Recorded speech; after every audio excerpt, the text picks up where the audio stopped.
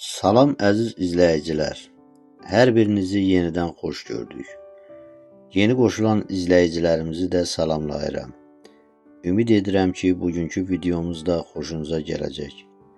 Mövzumuza keçmədən öncə kanalıma abunə olub, bəyənib paylaşmanızı xahiş edirəm və öncədən də təşəkkür edirəm. Bir məlumat da nəzərinizə çatdırım ki, yeni bir layihə hazırlayıram.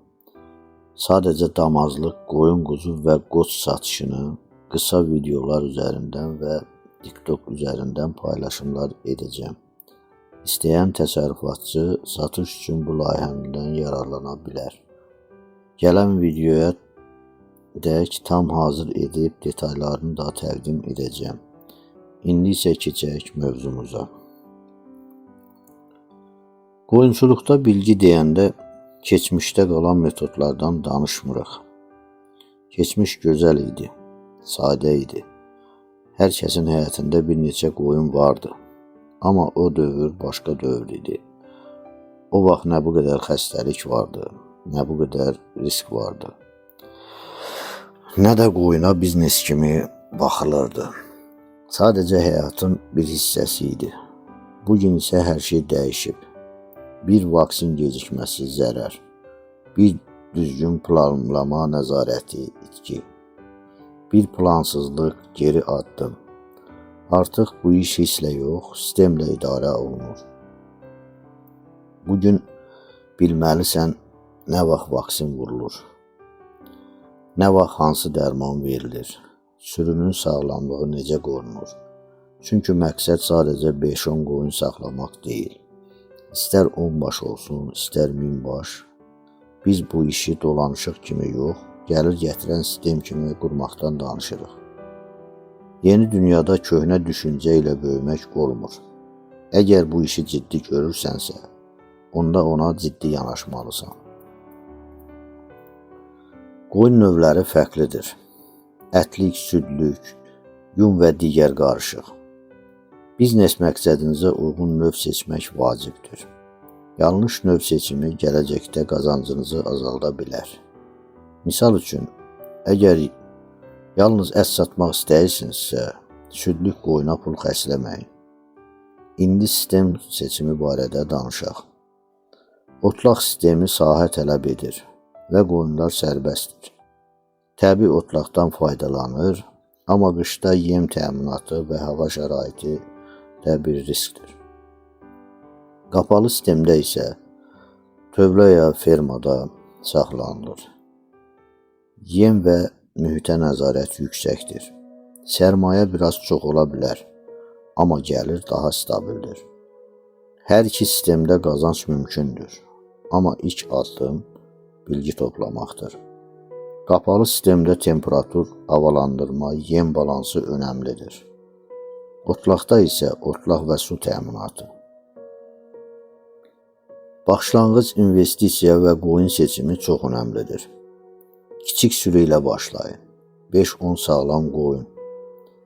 Seçim zamanı verimlilik, sağlamlıq və yaşa diqqət edin. Qoyunçuluq kripto kimi bir şeydir. Kiçik yatırma edərsəniz və tədricən böyüyər. Başlanğıc sərmayəni itirməmək üçün ucuz qoyun almağa tələsməyin.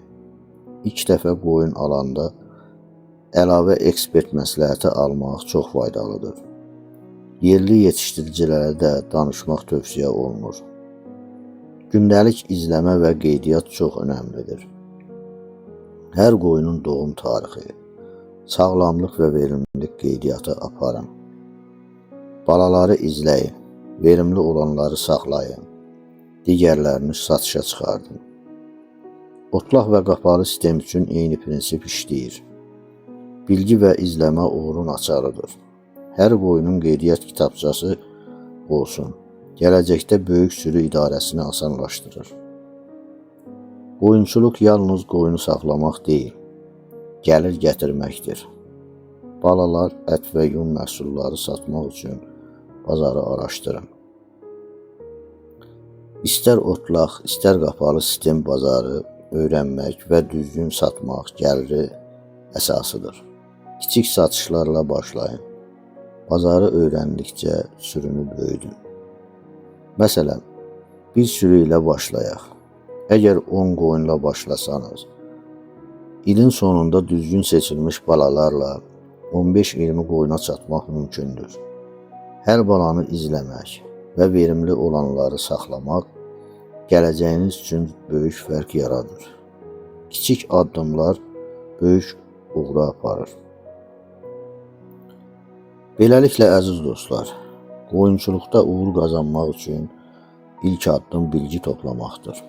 İstər otlaq sistemi, istər qapalı sistem, hər ikisində də qazanc mümkündür. Amma bilgisiz girərsəniz, risklər yüksəkdir. Kiçik addımlarla başlayın, hər qoyunu izləyin, bazarı öyrənin və mərhələli böyüməyə hazır olun. Unutmayın, qoyunçuluqda uğur, bilgi üstəgəl səbir, üstəgəl mərhələli böyümə ilə gəlir. Hər bir qoyunun və hər bir qərarın öncəsi bilgi tələb edir. Həmçinin qapalı sistemlə maraqlananlar üçün bir əlavə məsləhət. Yem balansı və temperaturu düzgün təmin etməlisiniz.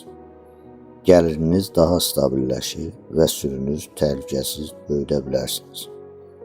Otlaq sistemində isə yaxşı sahə, su və ot təminatı ilə sərmayənizi artırmaq mümkündür.